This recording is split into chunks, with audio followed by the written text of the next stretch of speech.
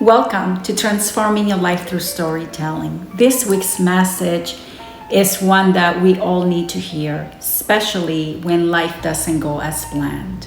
Maybe you've had those moments when you ask yourself, why is this happening to me? Maybe you've lost something, faced a setback, or doors closed that you desperately wanted opened. In those instances, it's easy for us to believe that life is against us. But what if it isn't? What if the very thing that feels like the worst is quietly preparing you for the best? It all began with a question that someone asked the Buddha. They said, is it true that everything happens for a reason? The Buddha smiled and said, well, let me tell you a story. There was once a farmer whose horse ran away. The neighbors kept rushing in and said, what a terrible luck. The farmer just smiled and said, maybe. The next day, the horse showed up, but brought with it 3 wild horses. Again, the neighbors were thrilled.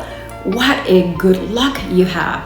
The farmer replied again, maybe. Later, the son tried to ride one of the wild horses, fell and broke a leg. The neighbors came again and gasped, what a terrible misfortune.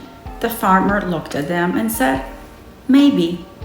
A few weeks later, the soldiers came to the village to recruit all able young men to go to war, but they left the farmer's son behind because of his injury.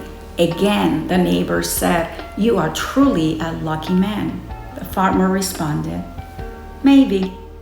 You see, things are not always what they seem.